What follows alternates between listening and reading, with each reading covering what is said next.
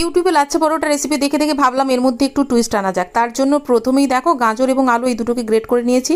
তারপর এর মধ্যে দিয়ে দিচ্ছি লঙ্কা গুঁড়ো, জিরে গুঁড়ো এবং ধনে গুঁড়ো। তোমরা যদি আমিষ খেতে চাও সেক্ষেত্রে তোমরা পেঁয়াজ রসুন যোগ করতে পারো। এরপর একটা বোলে নিয়ে নিতে হবে 1 বাটি ময়দা। তারপর এর মধ্যে দিচ্ছি 1/2 চামচ নুন, 1/2 চামচ চিনি আর পরিমাণ মতো তেল ময়ান দেওয়ার জন্য। ময়ান দেওয়ার পর গ্রেট করে রাখা সবজিটা এর মধ্যে ভালো করে মিশিয়ে নিতে হবে। তারপর পরিমাণ মতো জল দিয়ে এটার একটা ডো বানিয়ে নিতে হবে। যে সমস্ত বাচ্চারা একদম সবজি খেতে চায় না তাদের জন্য কিন্তু এই রেসিপিটা একদম বেস্ট হবে। আমি আমার ছেলের জন্যই এটা ট্রাই করেছিলাম আর খেয়ে দেখেছি ভীষণ টেস্টি হয়, অসাধারণ খেতে। তোমরাও একবার বানিয়ে দেখতে পারো, ভীষণ সহজ এবং খুব তাড়াতাড়ি হয়ে যায়। তারপরে লাচ্ছা পরোটা যেভাবে কাটে তোমরা জানো, ঠিক সেইভাবেই কেটে নিয়ে কিন্তু এটাকে আবার গোল করে পরোটা শেপে বেলে নিতে হবে। আমি তো এইভাবেই আমার ছেলেকে সবজি খাওয়াই, তার কারণ ও সবজি দেখলেই 1 হাত দূর থেকে লাফিয়ে পালিয়ে যায়। আর এইভাবেই আমি পরোটা বানিয়ে ওর টিফিনেও দিই আর ও কিন্তু ওর টিফিনটা ফিনিশ করে দিয়ে আসে। ইভেন ওর বন্ধুরাও বলে যে তোর মা কি করে এত সুন্দর করে বানায়। তোমরাও কিন্তু অবশ্যই কমেন্ট করে জানিও এটা কেমন হয়েছে।